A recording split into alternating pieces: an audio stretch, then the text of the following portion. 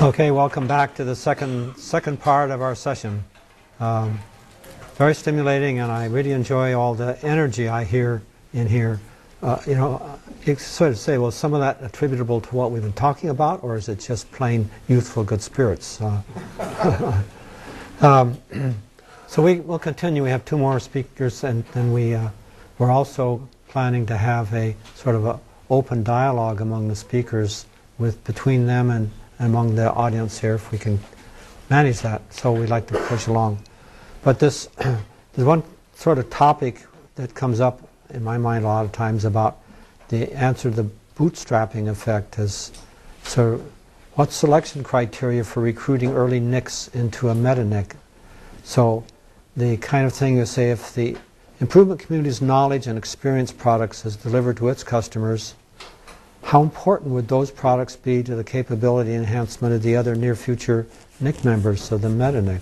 So that's what we sort of look for, and so that's why it may seem kind of unfair that there's some very worthwhile improvement communities out there that are going to do the world a lot of good.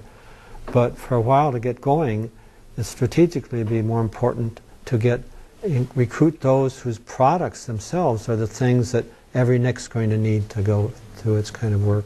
So this is the kind of thing I got to thinking about way back. And so this is a section of a report in 1962. It's sort of like saying, if you start learning how to augment people, whom would you augment first? And I can really remember the editor who worked with me so much like that.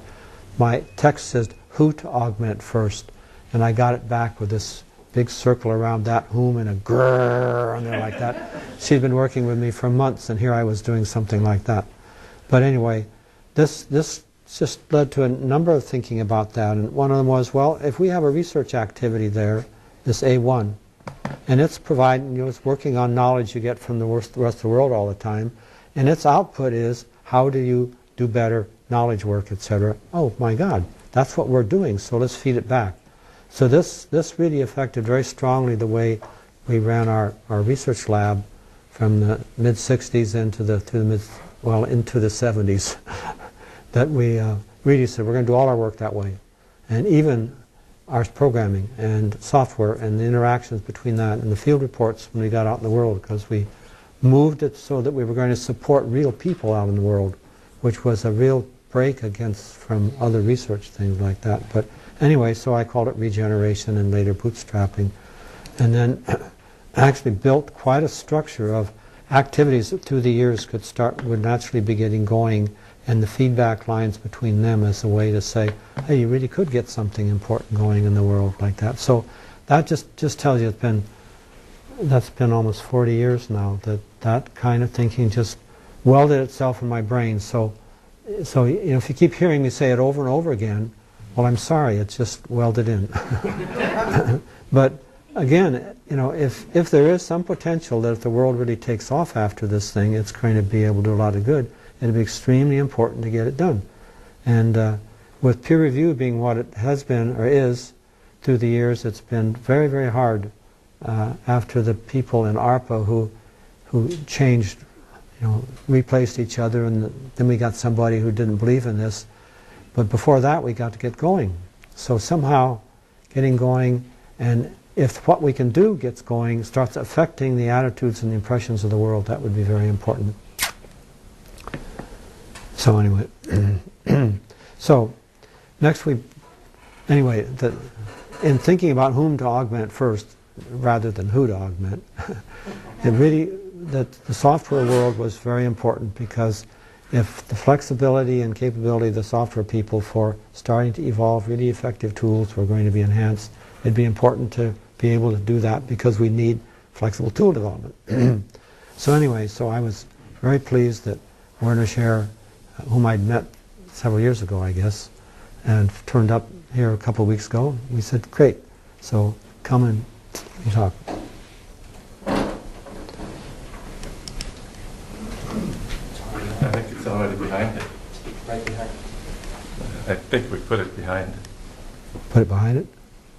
Oh, you did? I think, but I don't know.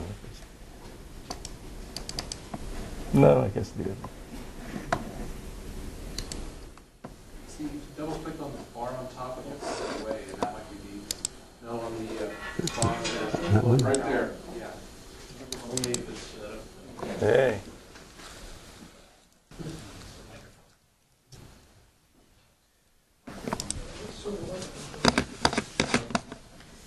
Put on microphone, please. Oh, I'll do.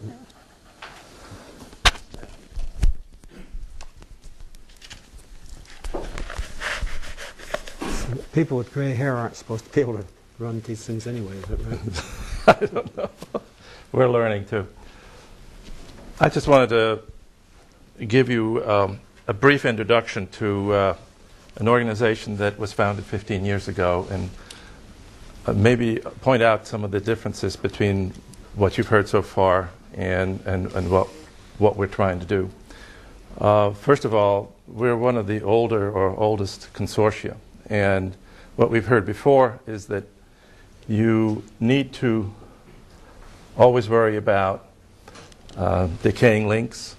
You need to worry about sustaining growth. You need to worry about reinventing yourself in order to stay relevant and current. And that's really been the history of the consortium.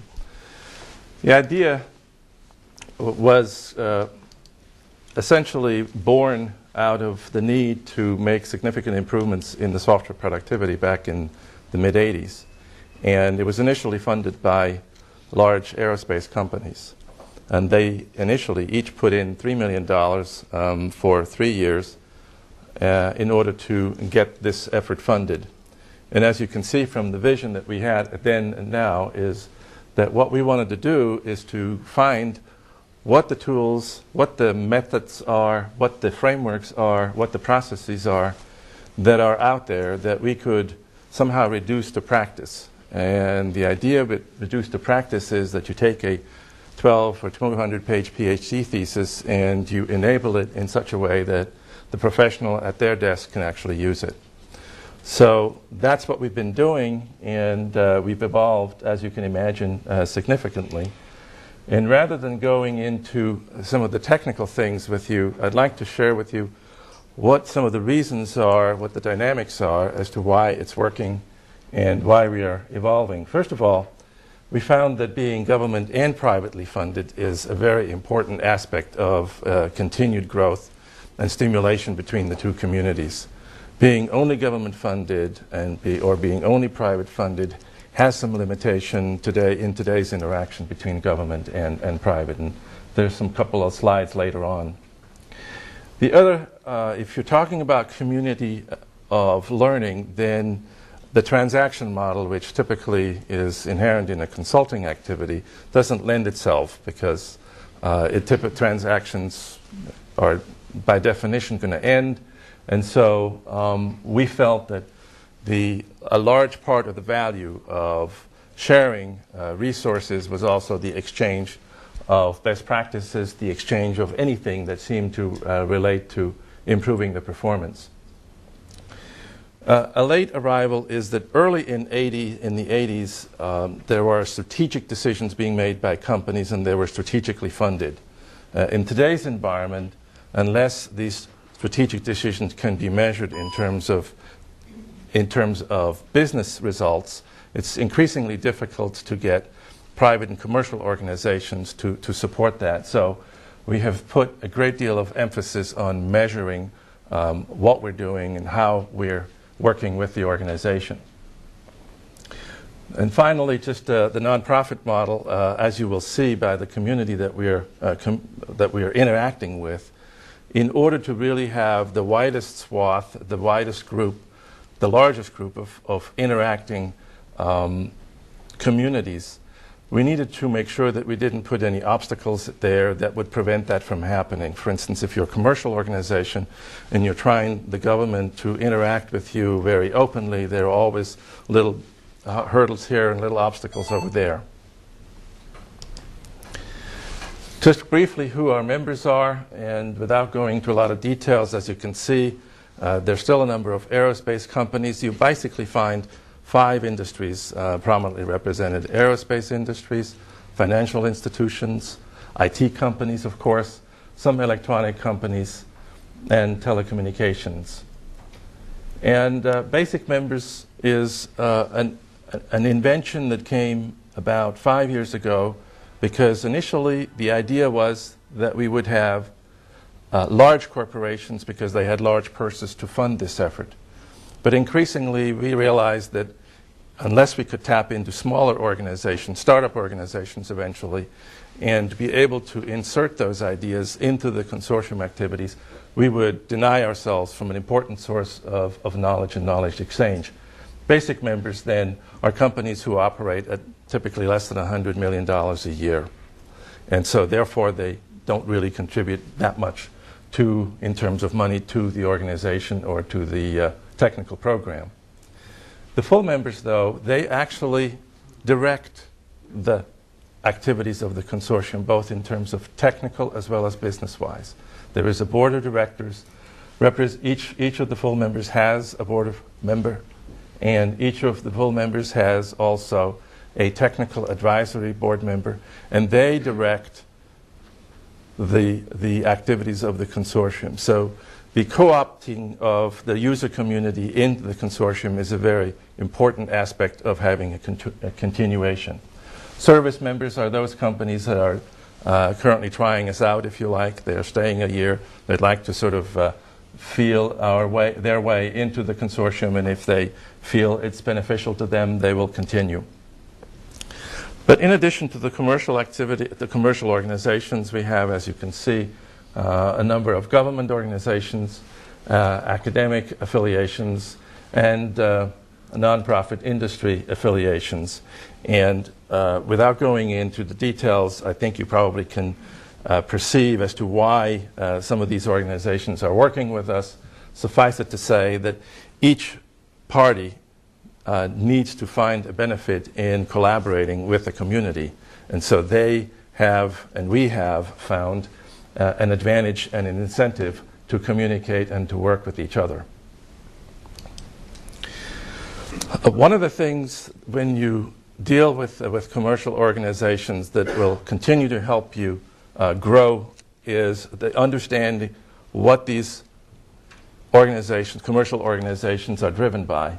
And if you look at a simplistic little abstract of what the business priorities are of the industries that we're working with, at least as they relate or are impacted by IT and software in general, you can see that they generally fall into 5 or 6 categories. The reason that was important to us is because if you focus on a given activity in the consortium, it's important that the members who are part of that consortium really get a benefit out of it. And they will not get benefit out of it if their priorities aren't being met. And so that's why it was important for us to understand that. In addition, in order for the community to be a vibrant community where everybody felt that they were giving and taking to the right kind of proportion, we felt that the companies that should be members should meet certain criteria. Namely that software needs to be very critical to the company's success. Where it's not on the radar screen, they're probably not going to be a very active member. They need to have a demonstrated commitment to improving the state of software and software engineering. And the other thing that we found is that there are companies who feel that they already know everything there is to know, and there are other companies that are ready and willing and interested to learn. And those that you have a dialogue with who already know everything, it's very, very difficult to make any progress, and it's quite frankly a waste of time. There needs to be, in order to be in the mainstream of the activities that are going on in any consortium, they need to have representation of recognized leaders in the industry. And so it was important to us that we had those representations. Very briefly, in order for us to conduct our business technically, we do a lot of tracking, we do a lot of research as to what is going on, but then most importantly, we get, I think if I can point this out, we get the input from academia, from government, and from business, and then we get the input and the direction from the actual members. What we, as a consortium staff, do is really the technology industrialization, to take whatever promising technologies that are coming, and we industrialize or we package them, we make them, as I said before, ready so that the individuals can use them. We're currently dealing with a community of about 100,000 professionals that are represented in each of those corporations. And I think if our statistics are anywhere correct, we're probably interacting with about 10% of them on an ongoing basis at any one time. In order to do this, of course, we have learned a lot of lessons in terms of how to transfer technology, how to transfer the information in the consortium. And then they come typically in form of tools, methods, and services, consulting services. A couple of comments, a couple of minutes ago, a comment was made that one shoe or one size doesn't fit all. And we thought we were very, very clever in doing very advanced interactive CDs and so forth in order to be able to spread around, and only to find out that there are companies that really want to have the flexibility of video conferences, the companies that want to have lunch seminars and workshops. There are other companies that want to have videotapes because they're asking their employees while they're doing exercises in the evening to push that little videotape in the TV and learn that way. So there really are various ways of how information is being transmitted today. The feedback that's coming from the consortium back in terms of needs is both a result of the experiences with the products and the services, as well as their own sense of what is important to them in order to continue the cycle. These cycles are anywhere from 6 to 18 months, depending on what product we're talking about. As I mentioned before, the technology transfer, if there's one thing that we probably learned a lot of lessons, is how to do that and how not to do that. Because as you probably surmise, at the end of the day, if an organization, whether it's a public or private organization, doesn't feel that they're getting the benefit out of it, eventually they're going to go away and the organization's going to atrophy. So to be able to leverage the information and the knowledge out into the community is one of the most important aspects of an ongoing consortium. And the innovative tools that are available today, obviously we're all interested and always experimenting with, but it's also a very, very difficult process to make sure that we can reach the whole community. Depending on what kind of project you run, in our case, running a consortium means that we have to maintain a relationship and understanding with literally all levels of management of our commercial members and our public members. In other words, we heard before, a school board member or a supervisor doesn't necessarily appreciate or think the same way as a professional down in the trenches. And the communication with all levels of management is an important aspect of conducting a consortium. In addition, we do have account directors whose mission it is to actively work with individual members to make sure that there is a human interaction going on, not just an electronic communication going on, and so that that we take advantage of these means. Finally, if you stand back and you look at why a number of all these members are participating with us, you can typically categorize them into 5 reasons, not all of which apply to every organization. Some of them participate with us because it's a technical leverage. They do not want to staff this kind of capability. They can't afford to staff it inside the company. The rate of return, in other words, is much, much bigger than if they would conduct those kinds of activities themselves. Participating with us, getting the benefits of the technologies.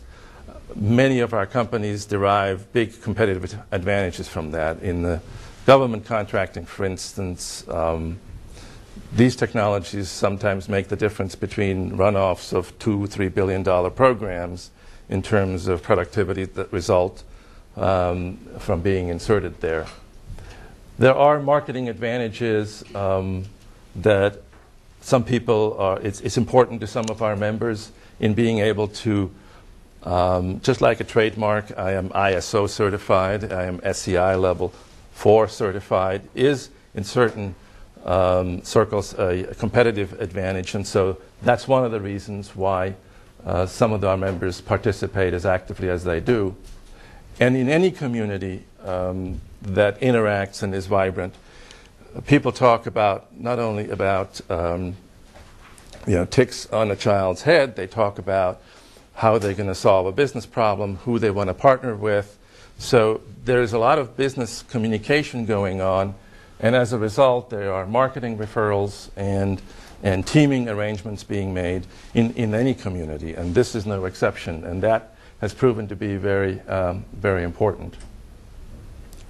The best practice exchange and benchmarking is one of the things we struggled with some of the most, initially because the real important information was really not voluntarily or easily shared amongst companies. For instance, if Lockheed Martin has achieved a 50% productivity improvement as a result of certain test automation technologies, they're not anxious to give that to Boeing so that they could essentially do that the next. So we struggled with that. I'm happy to report that the climate really has changed dramatically over the last 5 years, in that companies are now much more willing and interested to share benchmarking and best practices information that is fairly detailed, partly because they're making very significant steps, progress steps, every year, so that if I share with you what progress I made last year, it's probably not going to be very easy to figure out what progress I'm going to make this year. In other words, it's not easily extendable, and many of the companies are making significant steps forward in what they do. Just to give you a whiff as a closing comment, what is now probably one of the most exciting and new technologies that our members are inserting into their organizations is based on modeling technologies and frameworks that are combined with automation tools, and the effects and the measured effects and impacts in the area of productivity have now started to reach several factors, whereas before we were talking 20-30% per year. So this is where most of our advanced members are putting their energies right now. Again, there's lots more to talk about. It is a working consortium, but we had to learn a lot of things, how to make it work. If you go through the 15-year history, you see the ups and downs. I'm happy to say some of these lessons are panning out, and we're now growing in terms of membership about 30-35% a year. And I think that's the important thing, is to understand how to transition a publicly funded project, NAS, DARPA, into an ongoing improvement community that carries forward beyond the initial funding. And I think that is the challenge that we had to overcome. Thank you.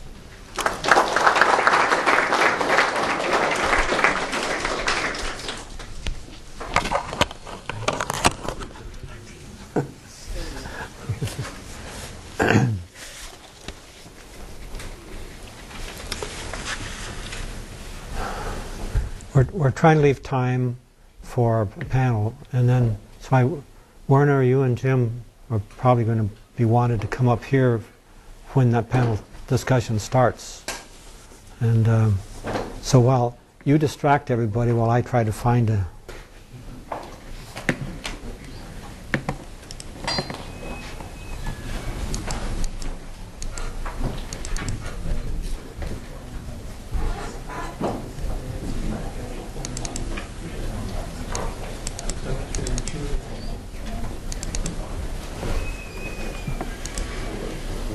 Behind, go to the left-hand side. There's just click on this side and activate your.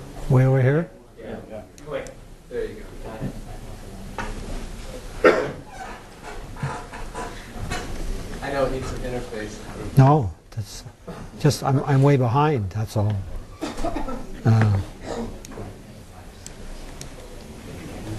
How do you? God. It ought to be easy to learn like a tricycle.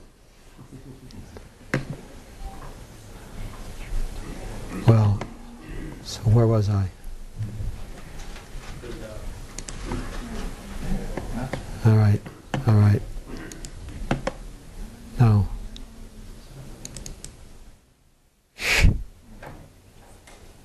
it's just enough different from. I think this is where I wanted to be. Sorry. Anyway, so we already dealt with this one a little bit, and then this whom dog meant first, and the feedback, and the more complicated feedback that would be fun to discuss with you guys sometime. And then we just met Werner, and this was a link into his world, which this is an active link up there, telling you where you can go. And then I wanted to do just this, is to bump you back a little bit, because we're saying software, open hybrid document system, software of the future, interfaces, etc. So this is design that we had it implemented in older technology, but as far as I'm concerned, if we can't get something like this built into the projected sort of open hybrid document system like that, we're just going to lose an immense potential for the evolutionability of the things. So where there's actually a separate user interface system that was between your terminal, your hardware, and the servers you're trying to get your support from. And I think it's very similar to the IBM Webby that we talked about before. But anyway, it's got the protocol dealing with transmission back and forth through the web.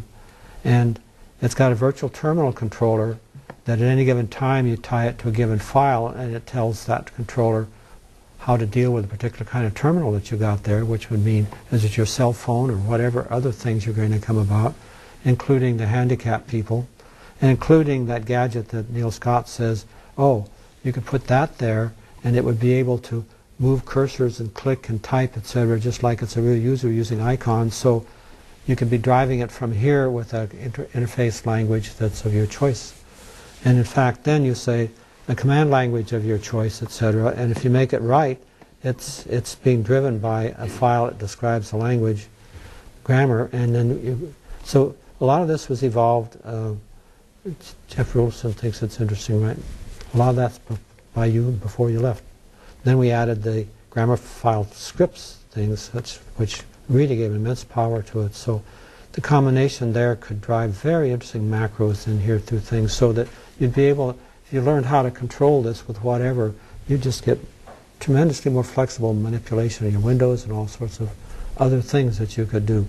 So it'd be a way in which you could get evolution by people that want to explore. It's like the skateboarders that want to go ahead, etc., like that.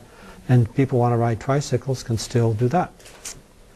So it'd be very important for the evolution of the future. So I keep dropping in these things about how you're going to get the evolution there in the future. And here was something that, with that kind of interface, was a one-handed key set. And this was something I fooled with very early in the 60s and found that, oh, you could learn to type. And the codes were like this, that which key you push down, you know. A was just that key, B was this one, C was both of them, D, E, and F.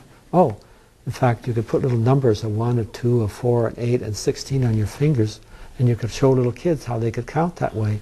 And my little girls, about 6 and 7 or something, learned to count.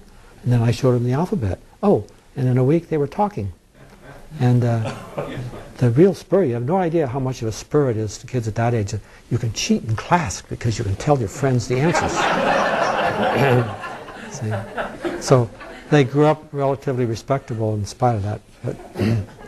But anyway, so that lets you just, you rearrange the whole command way and stuff like that. So your commands were verbs and nouns that you could click with relatively ease in here.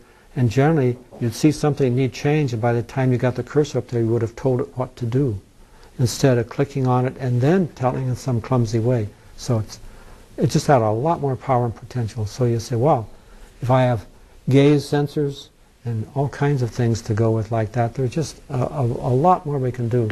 in order to go. And that's, I just want to keep saying, there's this exploratory stuff in there. And, you know, you go back to this, was about 1963 to 4, which we were, this thing. So you say this was a display.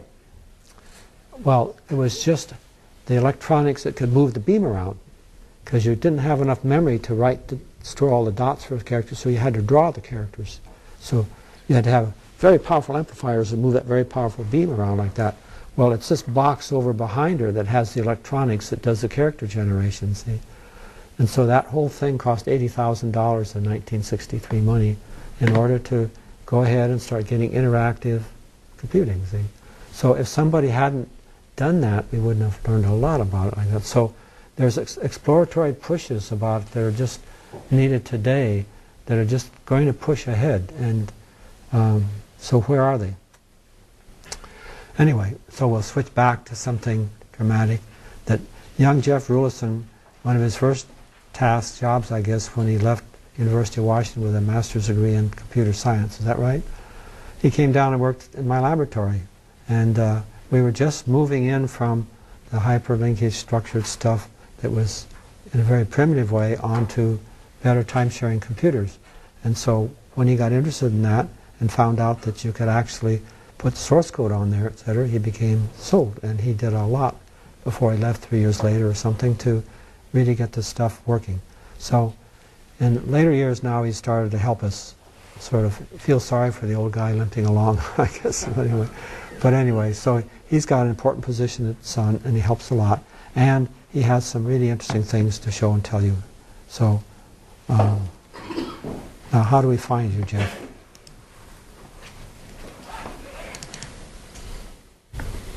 No, that's spores time. Who labeled these? What would you guess? Spore, and you'll be on. I think if you do the spore one. Yeah. That makes sense. There we go. Okay, can you go 20 I need minutes? the mic. Yeah. Oh,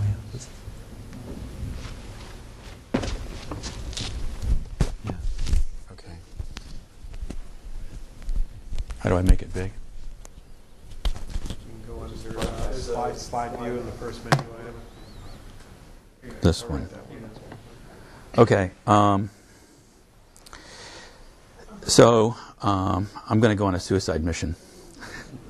A couple years ago, I took Doug to Japan, and we tried to explain bootstrapping to the Japanese. Very interesting experience. And they actually got a lot of it. You know, that is quality country, and so they understand quality circles and feedback and stuff like this. But we had a really difficult time. We'd put up the A, B, and C charts, and we'd go through all these things. And we did a number of visits, must have done a half a dozen or so at various universities and companies. And it didn't work too well. And we'd get this, they'd see things, right? So they have a community, and they use networks, so they must be a NIC. And we had a really hard time sort of trying to zero in on what really is bootstrapping and when do you really become a NIC, and what's the difference between just working on a problem and being a bootstrapping organization. So what do I push to make it go? Anything? Nope. Well, that's cute. You know, escape and close a couple of the other presentations. Yeah. Oh. It's just memory clog.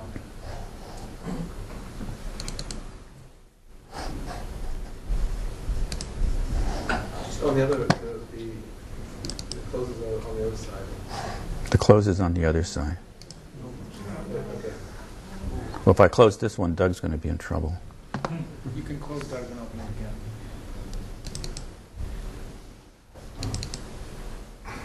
Single click. Single click. I'll close mine.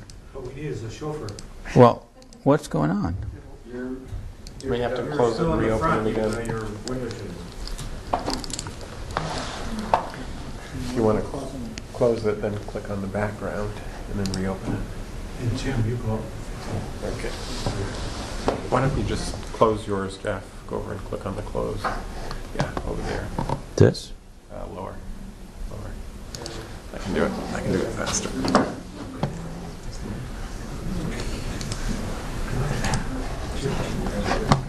Close them all and reopen it. Yeah. Aha.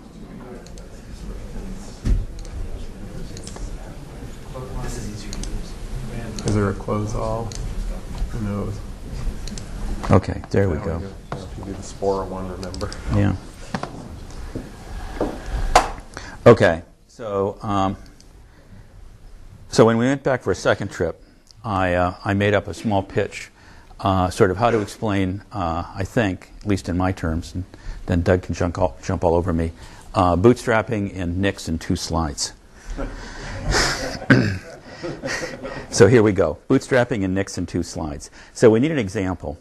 Over there I used a different example, but I thought here this one would be more fun. So inside Sun we build products. And as part of the product process, there's a piece of it known as the new product introduction process. And it's where engineering basically transfers the product to manufacturing. And this process might involve over 1,000 people for a large system that goes out. It's quite an elaborate process. And huge manuals for this process. And every few years the process atrophies and they have to start a team to change the process because the process gets out of whack. And so you can sort of think here in one sense, during this process you've got all this stuff that goes on. And so that's the process that we're going to worry about here in doing things. And so in doing this process, there are things we do. So this is the A column. We do testing, we write documents, we train people, we build stuff. It's a whole bunch of A-level activity. And in some place there has to be B-level activity. And so the B-level activity goes on lots of different things. One of them is that we constantly upgrade the software and hardware test harnesses. That's a kind of improving. It's a B-style improvement to improve the A activity. We are constantly upgrading the way we handle the engineering change order database. This database for giant products over the cycle of the whole thing might have tens of thousands of engineering change orders in it. It's a huge, complicated thing. And so upgrading that and improving the way the database works is improving at a B level the things we do at the A level. And then there's train the trainer, ISO 9000 things. And another thing we do at the B level is that we have this thing called an NPI Sun team every couple of years. And what the NPI Sun team does is they need to go in and change all this stuff up here that's going on, plus look at the way all of this works. So they're an official, they don't think of themselves in the bootstrapping sense, but a really clear B-level team, improving the way we do things. And then it turns out inside Sun, I'm not going to go through this whole chart, there's another level of activity that goes on. The NPI Sun team is just one improvement team inside Sun. There actually are lots of improvement teams inside Sun. There's book to bill, there's all kinds. And what they're doing is they're going out and improving those various processes that go on. Well, there's one overall Sun team. It's actually run by the quality office. And their job is to simply go out and make sure these various specific Sun teams actually get their job done. And they hold training classes, and they have a whole way they kick the teams off, and they train them, and they monitor their progress, and they give awards. They actually give stock bonuses to them, all kinds of stuff if they're successful. So that's a clear C team, I think. And that it's improving the way we improve the things we do. Okay? Okay, so we got to keep, so this is a way now of really being clear about the A, B, and C. And when we get to bootstrapping and what's a NIC and how we're going to get NICs going and whatnot, we have to really be sort of clear and crisp about where's your A stuff, where's your B stuff, and where's your C stuff. Okay. Okay, so here's the explanation in a different form. We design products, that's our A-level activity. The B-level activity, here we are, improving the design process in some way, or improving the new product introduction process or something like that. And at the C level, we've got the Sun team. I actually mislabeled this thing down here. I shouldn't have made it NPI Sun team. Should be the overall Sun team, improving the B level things. And of course, inside Sun, this is all very networked and all kinds of elaborate tools and stuff like that. But it doesn't make it a NIC, and it doesn't make it a bootstrapping organization at all. In any way. And there's a very, I think, sort of clear distinction that goes on here. If what the bootstrapping organization has to do is actually be focused not on how to make Sun products or how to teach kids in school or something like that, but it has to be focused actually on the topic of Kodiak and dynamic knowledge repositories. And so the activity that's going on here has to be focused on this stuff. You have to be running a pilot about the nature of dynamic knowledge repositories, or how one builds them, or how you improve them. And if that's your project, and you have pilots going on about that, then you're becoming a bootstrapping organization. But just because you have all this activity going on about new product improvement or something doesn't really qualify you. So the problem here is that you really have to be focused to be bootstrapping on this fundamental bootstrapping cycle, which is the problem of building dynamic knowledge repositories, not the problem of education or something like that, or how to build things. Okay, now if you can get bootstrapping organizations and they actually participate, you have more than one of them now, and they are participating together, then you become a NIC, I think, unless Doug jumps all over me, a NIC TM bootstrap, rather than just a NIC in the world at large. So I think there's a really clear kind of distinction that goes on here. And then if you get a whole bunch of them going and you do things, then you can build it into a multi-NIC or a meta-NIC. But we only have, oops, I did the wrong thing. We only have 20 minutes, so I'm going to plow forward. Okay, so if we can get that far, that what I think we really want to get to, all the bootstrapping stuff, is really projects focused on these Kodiak, DKR, tools and teams subject areas, and then get NICs, get those going, and then build them into a NIC. The NIC being the conglomerate of the individual projects, not an individual project. Okay. So we've been at that for a long time, and I mean, it's been a number of years now. Doug has been trying to get these going, and it's not happening in a lot of ways. And so I sort of want to stand back and say, what's happened? What's going on here? Why don't people automatically do this? And let's go down and sort of try to look at try to understand maybe what's happening here.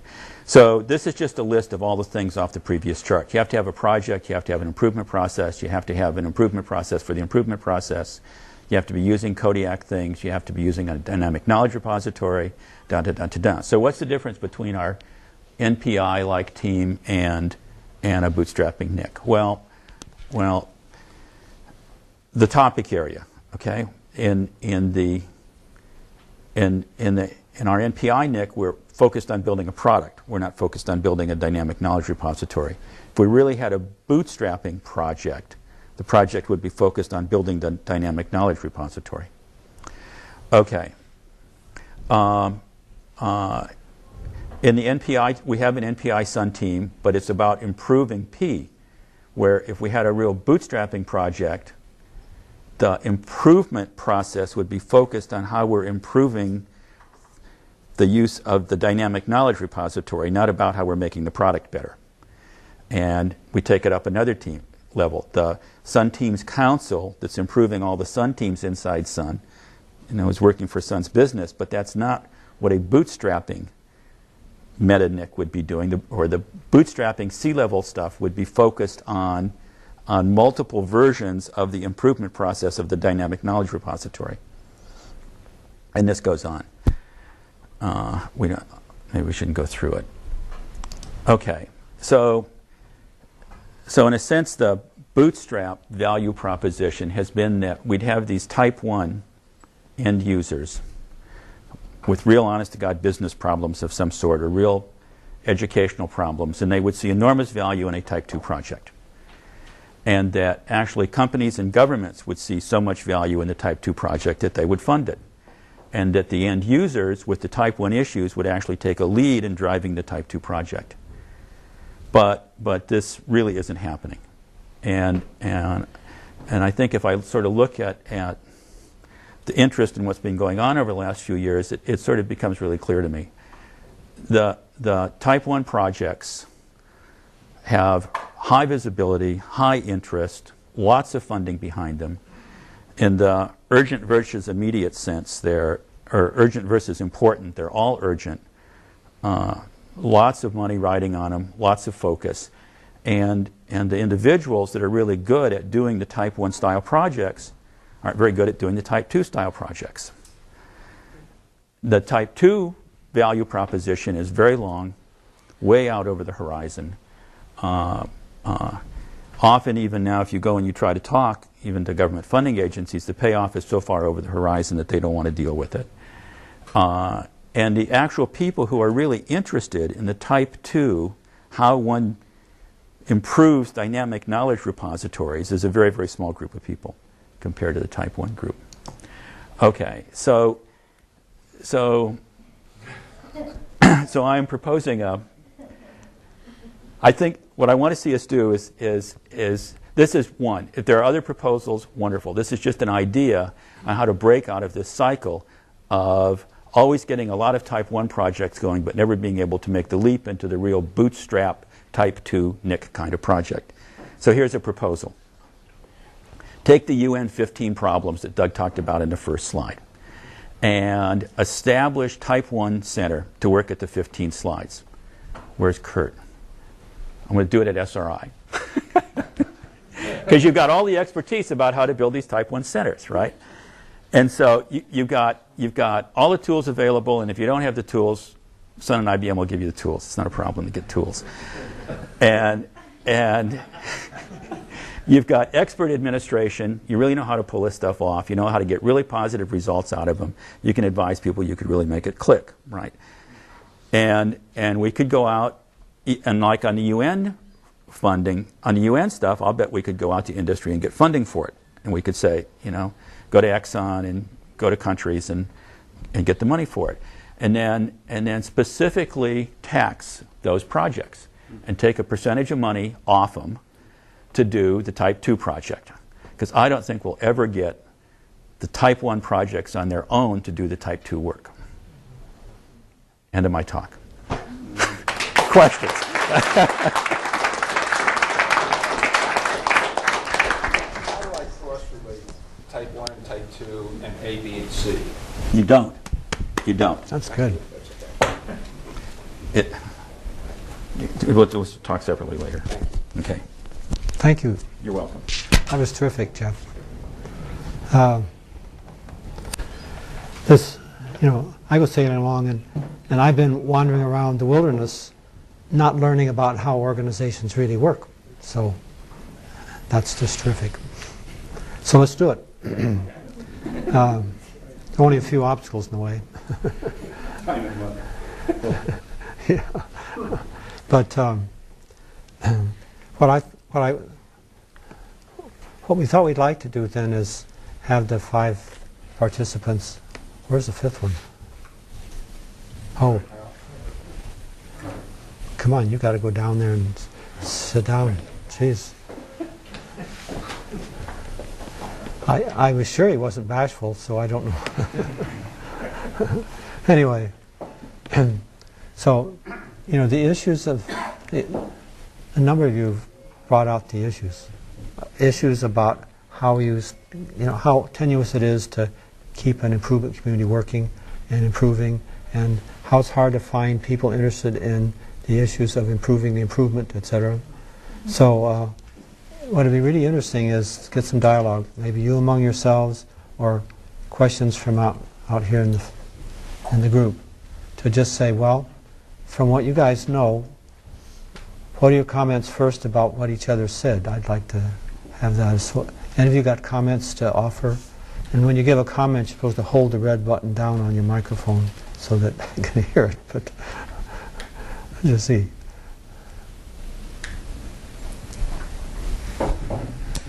I really think that Jeff has made a breakthrough with this analysis, frankly. I really do. It's very crisp and clear. I guess the one thing I would challenge in it, though, in the spirit of making it better, because I really like it a lot, is the Type 2 centers. You say they're long-term and they're, slow. But I'm wondering I'm seeing more and more products that I would call DKRs. And so I'm wondering if the commercial world isn't catching on. IBM Lotus Learning Spaces, and Lotus in general I think they would look at the DKR thing and say, that's part of our space, and we're trying to move as quickly as we can. Microsoft has Outlook and other products. And so I'm wondering if you're a little pessimistic about Type 2, and I wonder if that's really warranted. Yeah, I actually think I agree with you. I think what I had in the back of my mind was that when you go to people and you describe how you want to do one of these, they see it. It's perceived as long-term. And there's a perception about it that it's not as urgent as doing my real business problem. That's the, sort of the bug in it. But I agree that people are really now taking off and doing stuff much, much faster. I don't know how religious we want to apply the definitions, but in our experience, that the example you mentioned about Sun applies to a number of companies, but then other companies really are more, shall we say, interested in funding long-term programs, in improving the organizations. So there are, you probably find organizations in all levels of that spectrum, of some that are very progressive, that have corporate initiatives that are being funded that are not necessarily subject to an ROI every quarter, whereas others are funding it through the divisions and insist on essentially a return literally every year. So there are organizations who are doing that. The other point that we've experienced is, I think the reason you mentioned that Type 1 programs can be funded is because you can make the connection between what's being done and the benefit that results from it.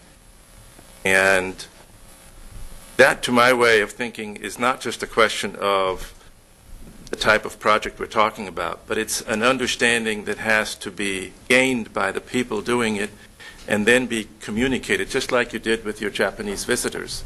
In fact, when I first joined the consortium, that was the biggest problem. It wasn't the question of whether the particular improvement we proposed was well understood or not. It's the question of, can we translate that into a benefit for the particular organization that we're talking to? And I think that's really the charge. We need to understand what their problem, what their priorities are, and we need to build that connection. And at some points, it will happen at the level 1. But I would venture to say that there'll be organizations where that can happen also at level 2. Good. You work with both government and private. Right. And just sort of two categories. Are there any not-for-profit? Yeah, they're government agencies. Some of them are research, and some of them are, shall we say, performing agencies. And there are states. We have half the states participating with us. We are the technical arm for the NASIRE, which is the National Association of Information Resource Executives. So we're dealing with lots of them, and that's the reason I'm saying we see some people who are dealing with very fundamental issues and some people who are dealing with very advanced notions and very strategic notions. And it's a question of being able to talk their language, so to speak, and to be able to express and articulate the processes we're talking about into the potential benefits that they would enjoy. Are the things that you learn dealing with industry and operating organizations that would be transferable to, say, Roy P's K-12 educational systems? There are, I can't maybe pick them out all at once, but I think we were surprised how applicable some of the process improvements, methodologies, and even technologies are to various communities. At first we thought, in order to use this stuff, you have to be working as a government contractor or you have to be working in an aerospace structure. And lo and behold, we found that many of those same principles not only apply to aerospace or government, but they apply to now banks and financial institutions, telecommunications, and other companies. And many of them, properly transformed, can serve and benefit three-man startup companies as well as 10,000 people organizations. It just is a question of understanding the different contexts in which they operate. One thing that's a question for me, for those who have had much more experience in thinking about Type 2 centers and Type 2 work and those small few people that do that kind of thing, it really raises a question about pipeline for human talent and where that's going to come from. I mean, what does it mean to have graduate training or on-the-work experience in doing Type 2 work?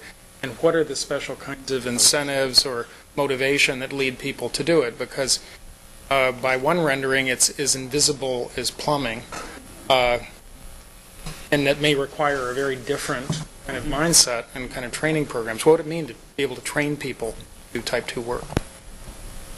Well, two of you come from big organizations. You tell them.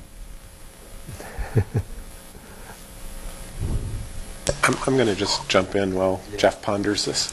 It looks like he's thinking deeply on the topic. The DKR stuff is really taking off. I mean, look at Oracle. Okay, they're a big database company. We built the EOE on FileMaker. Why do we build it on FileMaker? Well, they have a very cool, easy-to-use product. The reason the GOE is so hot is because FileMaker is so hot. We actually looked at some open source databases when we were trying to get started, and there was nothing as hot as FileMaker. Simple to use. It was relatively cheap. While I was at Apple, I actually convinced the FileMaker people to give FileMaker away to anybody setting up a GOE.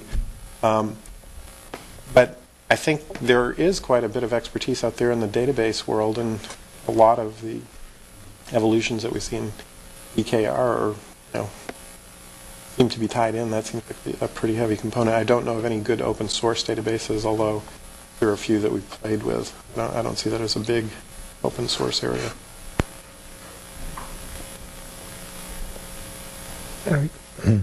If I could, I'd like to address that issue too. You'll actually find, I think, when you start a Type 2 organization that you'll have people coming out in droves because there's very little Type 2 work out there.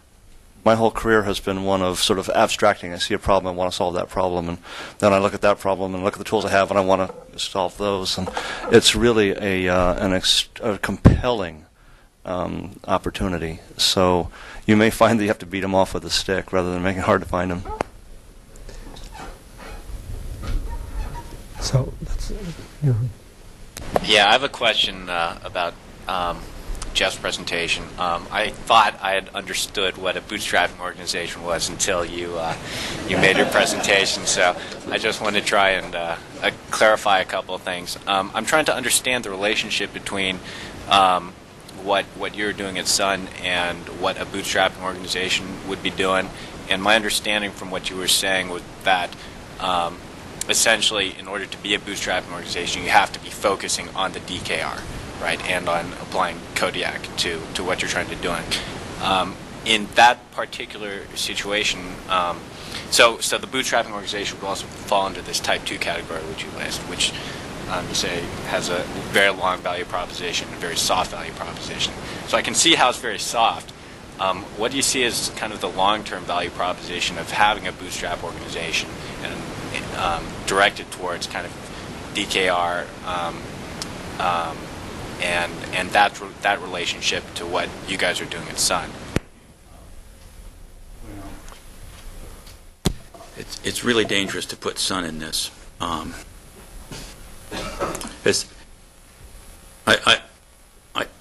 think if I really try to stick to the strict definitions of things, there's no bootstrapping going on inside Sun at all.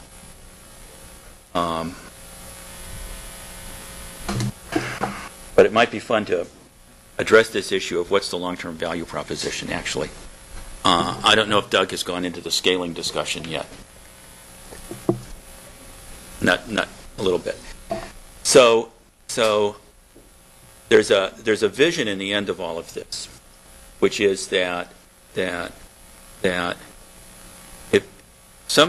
if people could really work together constructively, then in Doug's terminology, I think in what we call it Nick sense, that the quality of their work, this idea of a collective IQ, actually scales the way physicists would talk about scaling to the number of people in some sense. So that if you have twice as many people working on something, you get 3 times or 4 times the benefit. But it's pretty clear today that in all of the tools that we've got and the way we build things and whatnot, we don't get it at all. Right? I mean, it's just sort of not happening. So fundamentally, we're sort of not where we need to be. We think we have ideas that things are indexed and linked and available and stuff. This will happen. But we don't actually have working examples where we can point to groups and say, well, because these people were really using these automated tools, they're working at some massively scalar productivity level. But I don't know how to get there, except maybe through these techniques. It might be interesting, Jeff, to try to think of some new .coms that do have significant bootstrapping inside them. The one that comes to my mind is Scient. You look at science tools and what they're doing, it really, the amount of hyperlinking and augmentation of the project information and people information is, it's not up to augment standards yet. It's certainly on a vector going there. What systems are these? Scient. It's a company. Oh. Been doubling in size for every quarter for the last 6 quarters.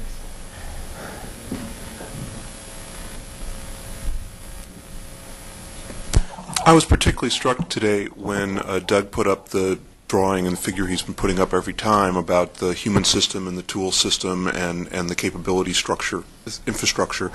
And it really struck me today that we've been really focusing on the tool system, creating the DKR, creating the open hyperdocument system. The mailing list for the class has talked a lot about, how to use XML, what goes on here. And we've really neglected the human system in terms of, well, how do you use such a system, tool once you've got it? How do you have a discussion in it? How do you, annotate things? How do you, cooperatively edit documents and that? And I would hope that Doug, some of your earlier papers might cover some of that experience from Augment. But it also struck me that that's another area we could be working on, and particularly people in the seminar who are not feeling they want to get involved in a big coding project. And I think that that sort of change, those sort of human system type augmentations, there's a huge number of them, that I think would also start really getting that amplification and that scaling effect a lot faster than the dropping technology into a problem. It'd be nice to just have some quiet discussion sometimes to try to isolate a number of the things in the human system that give examples of that would change.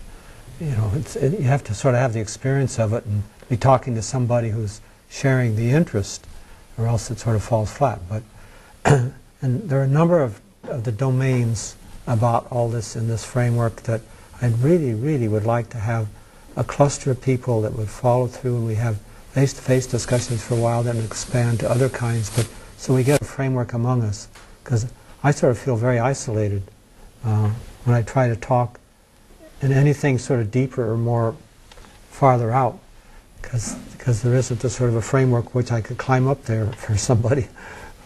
So anyway, and so one kind of downstream thing that I just sort of drool about is that if we could get a setup where we could have fellows that can get funded from one way or another, that have experience and maturity in different scales and places like that come together and spend like 3 months, jointly working, moving in, like jointly working on a lot of these domains together, where it's the mixed kind of backgrounds that would really help make it a balanced portrayal.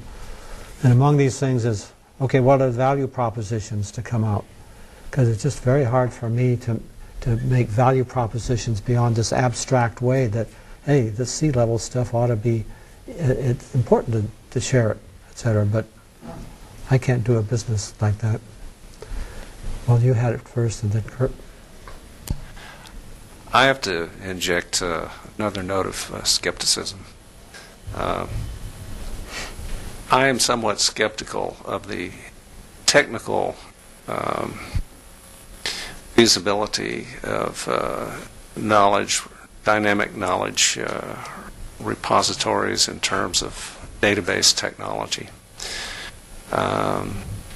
It's a technical reason. It has to do with formal logic and the idea that if you think that knowledge is data, you can do something with it. Well, in the so-called first-order predicate calculus, you can't things called atoms, and those are like data. But then you have things like rules or functions, and functions you can't quantify over functions. You can't talk about there exists such a function or for all functions such that like you can about data or atoms. That's an issue. And a second issue has to do with the idea that we're going to unambiguously specify things. And Gödel's incompleteness theorems suggest that, it says it's like a logical uncertainty principle. It says, you can have completeness or you can have consistency, but you can't have both. No, please don't misunderstand me. I don't assume you're going to have that rigid sort of logic.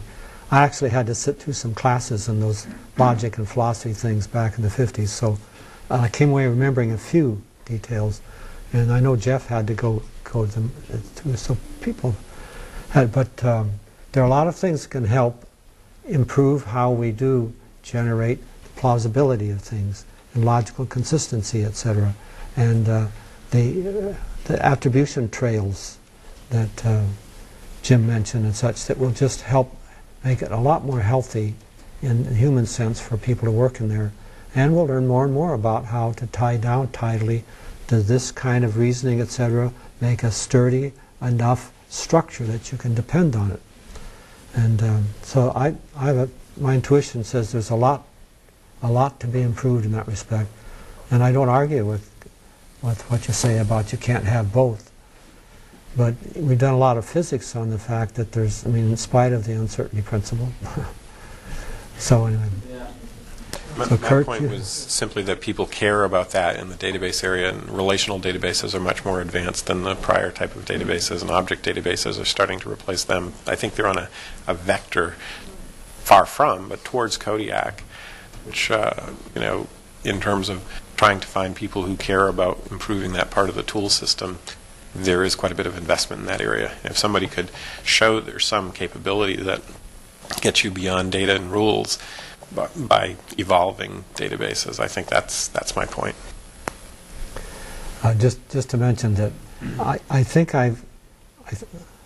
do we have a guest here from Encyclopedia Britannica that so someone's going to come, but I met some people there, and I think we might get somebody to come and talk. But if you think about the job that they have to do, that is, the world's knowledge starts accelerating with something, how are they going to keep up with something where they've coherently integrated? And that's very close to that integral job in a dynamic knowledge repository. So it'd just be very interesting. But anyway, Kurt. I really resonate with Jeff's question about the value proposition. And I would claim that it's been too early up to now, and is still a little bit too early for the next 5, maybe even 10 years. But I would note that we are basically entering an exponential environment where we know about Moore's law, we know about Metcalfe's law. Basically, knowledge acquisition is an exponential process. As long as there's a need, as long as there are ideas, as long as there are resources, for some reason I do not understand, it tends to be exponential. Now, the world is beginning to move into that kind of an environment where, in fact, the needs are basically unlimited, which means you really want to go as fast as you can. So in the fiber optic world, as one example, it doubles about every 6 months. And every time there's a doubling, the need goes up 50% faster than that. So it's a compounding which keeps on driving it. Now, if you want to survive in that world, if you are doubling every 9 months, in about 2 years, you're out of business. So the business case becomes really compelling to get on the fastest exponential you can, point number one. Point number two, because knowledge basically has no limit, this should go on for a long time. So an organization that can put together a learning environment that lets them even incrementally by 1 or 2 or 5% have their exponential go faster than somebody else's, wipes out the competition very quickly. So that's my motivation. That's the motivation of some of our companies, and they're thinking in exactly those terms. Quickly want to add, in terms of evolution, that in our case, we started to focus on tools first as well, and quickly found out that tools without understanding the methodologies and the process is not a solution. It isn't going to lead to a solution. And in fact, in order to have a solution, we find that we need 4 components. We need tools, we need the human system, if you like, in the broader sense, certainly processes, methodologies, and so forth. We also need to understand the relationships of the topic matter as well as the processes with others, for instance, in the case of software engineering, with system engineering. And then finally, we need to have a measurement system that can measure that at all levels in order to understand whether there is an impact. In terms of how these are applied, we started to use the medical model and saying that in order to improve an organization, sometimes the first step is to focus on the organization, or the first step is to injection of new technologies. But it's clear that at the end of the day, there has to be all of it there. In terms of the strategic advantage that some of our companies are looking at, in order to insert human processes and so forth into a large organization is a very lengthy process. It certainly has lead time of more than 6 months, typically. The introduction of a new tool. My point was not that you can have very different time scales. You can have an improvement process that takes 10 years, and if it adds 1% onto your exponential, you win.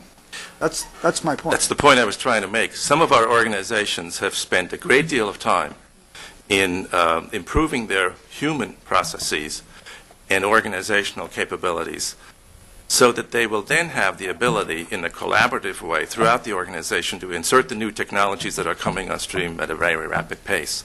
And they argue that those companies who do not have the human systems in place, they will be at a disadvantage because they can't make up the time that they have spent in cultivating these organizational elements. I'd be curious if you can extract that kind of knowledge and sort of package it about so other organizations can hear about that they've invested in something about their human system that makes them better hill climbers. And just a minute, now I was also really noticing the business about measuring. The quality people want to measure, et cetera, too. And that you just say, hey, everybody's got to do it if they're going to be hill climbing. And one thing that tickles me about saying, when we get to the point where you can start taking a bunch of assessments about any organization and kind of gauge a collective IQ, and you can publish. I just love that. Anyway, it would have a big leverage on a lot of places. Yeah, there's another bottleneck that is coming that is going to be compounded by all the things we're talking about right now. The aerospace industry and the automobile industry are being crippled now by the basically at the interface between the engineer and the CAD programs. The CAD program is the total working environment for making the next aeroplane or spaceship or satellite or whatever. And Boeing and Ford have both been telling me that every 6 months they go through a hiatus because their engineers cannot learn the new version of the user interface. And yesterday I was talking with a mechanical engineering graduate here at Stanford who was saying that the CAD systems that she's had to learn to be able to go out and be competitive in the workplace are so clumsy that it is totally crippling all her new knowledge. And that until she is able to interact by gesturing and looking and talking and nodding and frowning and all the things that we do naturally, I believe that's going to become the crucial interface. And that's where the work we're doing with disabilities has to move in, and why we need to be doing the improvement of improvements at the physical and perceptual level, which is the bottom of your drawing. It's the very base of your drawing. We're going to have to close in a minute or two.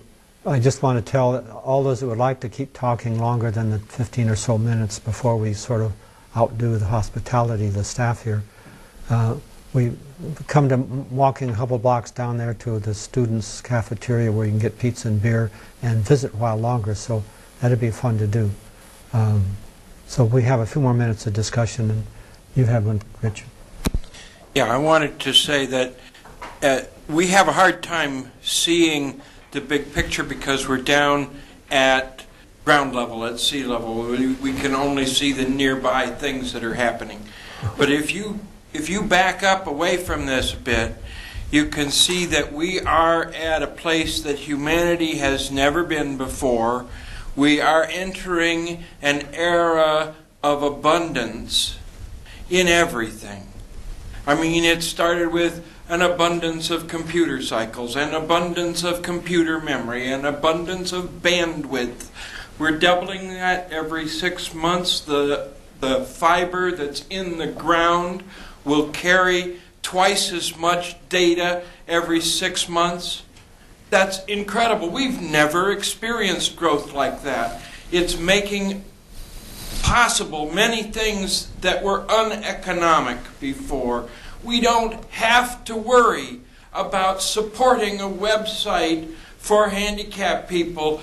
It can be done from any one of our lunch money. You know, it's so cheap to do that kind of thing these days that we don't need funding models for a lot of it. We can pay for it with advertising if necessary. Well, yes, some things, but I don't think that's the answer altogether. So we still have to find what you can't get free. And those same amplifications and multiplications and stuff are causing a lot of problems too. So we're getting collectively smarter is still a key thing to go after. Anyway, Eric? Yeah. Your capability infrastructure diagram shows the human systems, the training that's needed to improve those, which is the education, Nick. It shows the technology systems, which is the kind of dynamic EKR, Nick, we need to put together. And it shows the the social systems, as I call them, the procedures and policies, which is essentially a management problem. So a management NIC, it strikes me that you could address all four of those areas with an open source NIC, an education NIC, a management NIC, and an online community building NIC that would all work together and would be the four basic prods you need to build the foundation. That'd be a start, and I'd be willing to bet there are many other sub-communities. So anyway, but yes, good observation. And any of you five want to make a closing remark? No. If you knew them better, you'd be very surprised. Okay, thank you.